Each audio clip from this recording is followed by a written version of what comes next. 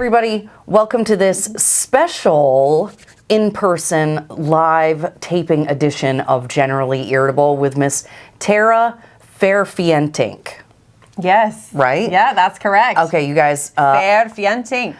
Off camera, I said it like 15 times, and then we restarted again because I'm adding extra letters. For the audience, so if they want to look you up and search for you, spell your last name for everybody. Sure. It is F as in Foxtrot, E-R-F as in Foxtrot, and then Jentink, J-E-N-T-I-N-K. Ferf Jentink. It's a Dutch last name. I love it because that's going to be one of the things that's so important is for people to find you, find your messages in various places around the internet and share. One of the reasons that I'm so excited to have Tara on today is this fierce warrior's heart that she has to fight for not only her children, but Vermont's children and children across the country.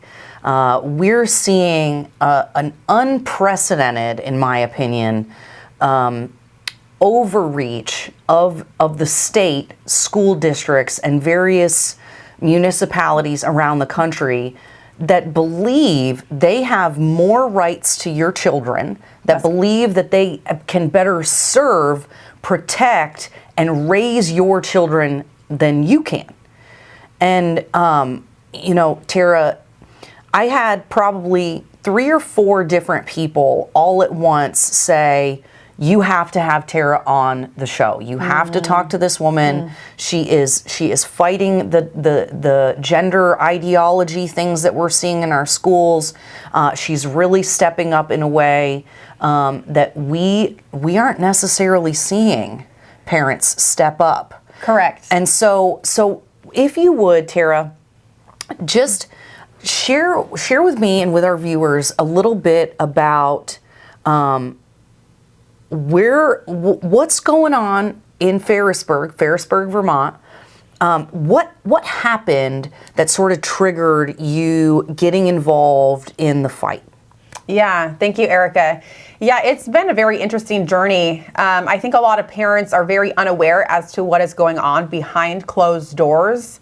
My 3rd grade daughter, I have a 3rd grader and a 1st grader at Ferrisburg Central School. And my 3rd grader started coming home and sharing with me verbatim what she was learning behind the scenes. So it started with health class.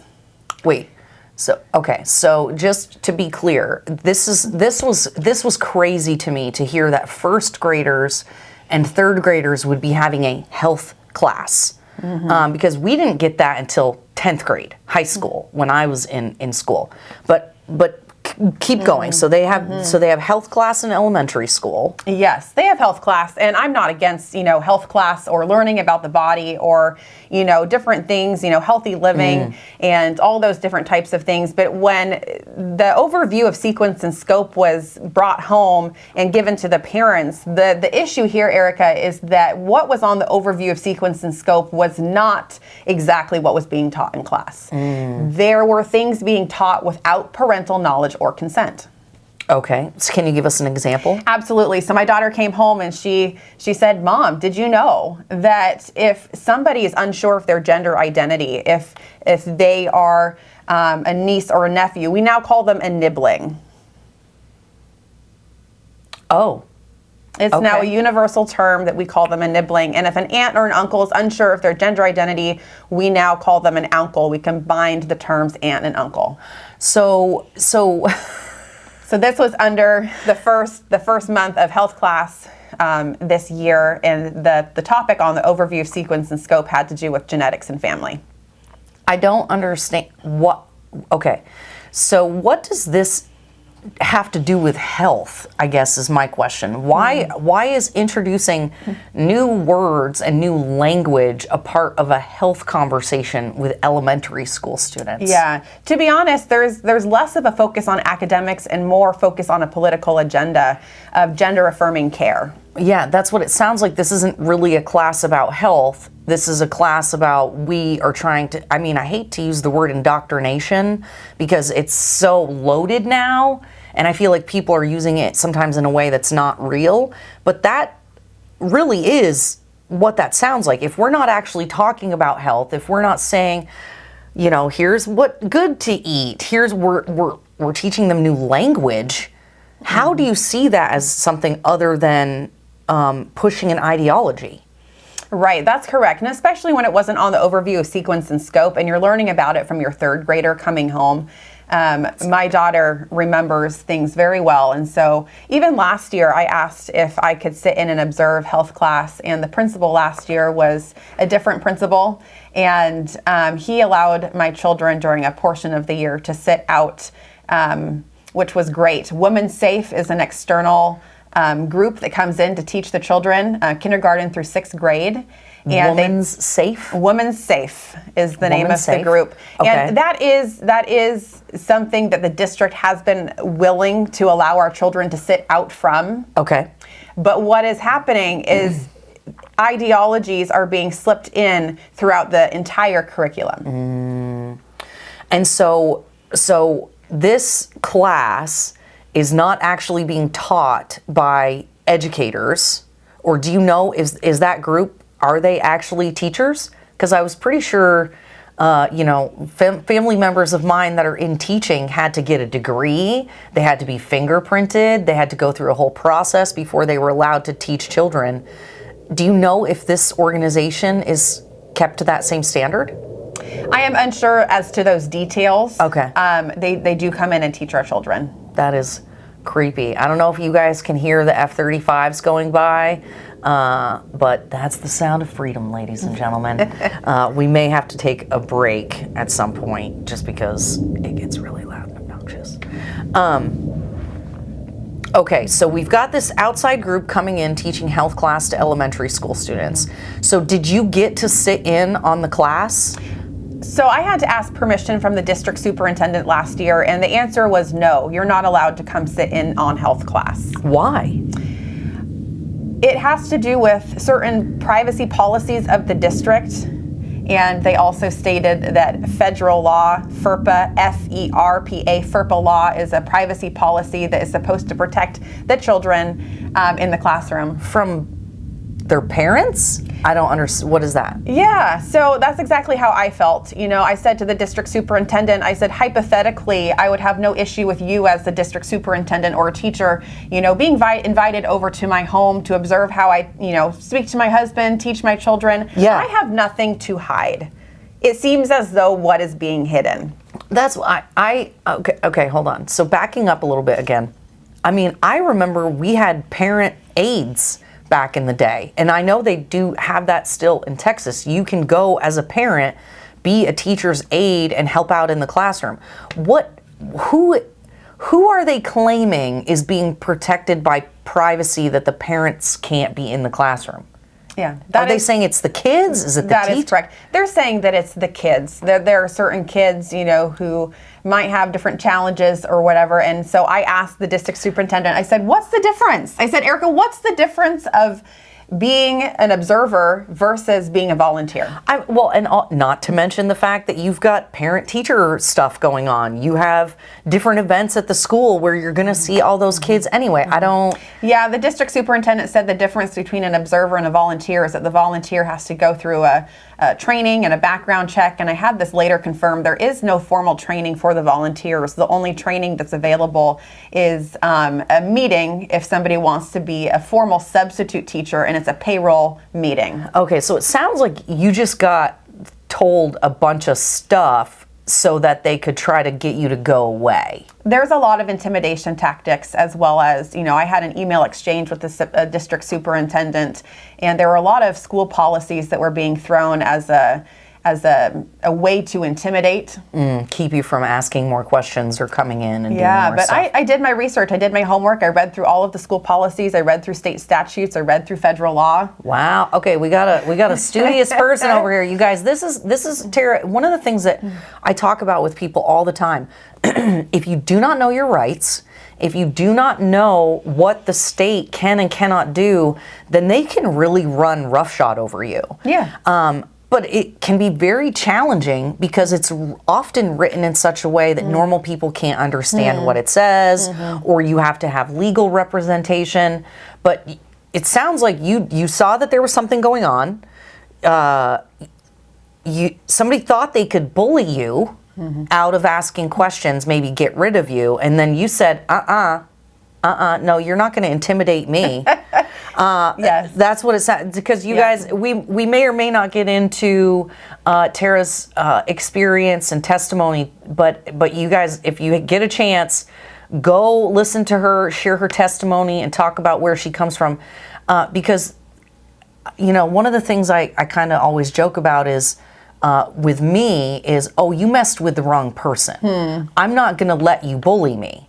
If you bully me or you try to intimidate me, that immediately puts me into fight mode, because you're not going to get over on me. Right, exactly. And especially, I imagine, when we're talking about your kids, that mama bear instinct had to have kicked in. Mama bear instinct definitely kicked in and took over. Yeah, that is true. So when my daughter came home and started telling me what was being discussed behind closed doors without parental knowledge or consent, I figured out at that point in time, I had no idea. A couple other families were already withdrawing their children from that health class. Oh, wow. Okay. So you were not the only one. So I was not the only one. And so myself and another mother had a in-person meeting with Ferrisburg Central Schools principal and district equity coordinator, which up until that point, I did not know that title existed. Okay, so this is I'm always so taken aback about when I hear, so Ferrisburg, you guys, is not a big town. Nor is the area very well populated to begin with. Yeah, it's Addison Northwest School District, and so she's the equity coordinator for the entire district. Okay, so it's not like, okay, good. I mean, I shouldn't say good, but at least it's not like for the elementary school. At least it's for the entire Addison School District. That makes it less annoying. But anyway. Right. So the Ferrisburg principal and I have a mutual respect between one another, even though there's a huge dividing line drawn in the sand as to where we both stand. She's new to the school this year. I have a lot of care for her as a person. So every single conversation has been very diplomatic. It's been loving and kind, but it's been firm with what we expect as parents. It has to be. And so I sat there with this other mom as my witness, and the principal and the district equity coordinator. I said, where is the transparency? When I called them out on the lack of transparency, it wasn't until that moment that the principal stuttered and said, well, we're being transparent with you now. Oh. Don't look at everything we were doing. Just consider what's happening now. That is always, that's another tactic. Let's divert from the problem. Let's just not let, you guys, I'm going to start preaching here. I'm going to get all fired up. I can already tell. Oh, okay, wow. We had a 45-minute meeting. I asked a ton of questions. I called them out. And so what came from that conversation? Yeah. So, I even asked the question, I said, some parents feel that the age appropriateness of this material is too heavy for children. Correct. And the principal responded, she said, Tara, I believe that it's too heavy if they don't know. So she gave a personal experience as to why she felt that it was, too heavy if they did not know this material and information about gender ideology and sexuality. Yeah. So let's be clear about what she said. Yeah. That it's too much for them not to know. So it's gender ideology. It's comprehensive sexual education. So that includes gender ideology, that includes transgenderism, that includes LGBTQIA+, that includes Woman Safe coming in at the kindergarten level. They are bringing in naked baby dolls with anatomy, with the whole entire genitalia on the baby doll for the male and for the female. And they are explicitly teaching the terms of the anatomy to the kindergartners. So one of the things that, and I can't remember if I shared this with you previously, one of the things that is so shocking to me about all of this is that psychologists have known for years that exposure to this kind of stuff, even innocent exposure, can create the same kind of trauma in a child as if they were actually touched or sexually abused. Yes, that is correct. And so I've shared this story with people before that when I was about 10 years old, I saw the movie The Accused with Jodie Foster, and there's a violent gang rape scene in that. And I didn't understand that was actually affecting me as an adult. And when I brought it up to my therapist, he was like, Erica, that is a trauma. That is a sexual trauma that you experienced, and it's going to color all of these other things in your life. No wonder X, Y, and Z is the way that you feel, think, and whatever.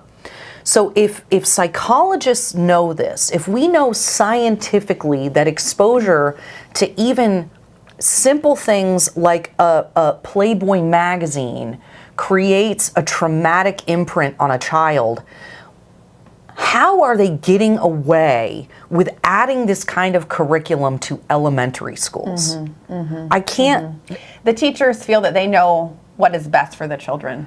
So it's like science is out the window. We don't care about psychology. We don't care about what we know about childhood development. We're going to just throw it all out the window. Well, critical thinking, even in and of itself, is not developed until around the age of 21. If we have laws in place for, even drinking alcohol, if the age limit is 21, how is it any different with teaching these sorts of gender ideologies to children? If you tell a child they can be a unicorn, if they can be an astronaut, if they could be, anything they want to be, they'll believe you. Human beings rise and fall to the level of expectation. That is another thing that they have proven over and over again scientifically. And yet we're foregoing what we know to be true, what has been proven, for the sake of feelings of adults. That's what it seems like to me. Yeah, children are making adult decisions as minors, and that's the concern here, is that children are being taught they can be transgender, they can be all these different things, they can be anything they want to be, and they will have the support of the teachers backing them up. I'll give you an example. So there is an A-bar district reading program for Addison Northwest School District. It is the entire school district, kindergarten through 6th grade. One example of the books is When Aiden Became a Brother. It's a book about a biological female, a girl who was born and decided that she did not identify as a female. She wanted to be a male. So she started to go through her transgender process. And this is a cartoon book that is read. It's even a YouTube read aloud that the teachers are actually asked by the district. This A-BAR district reading program stands for anti-bias, anti-racist.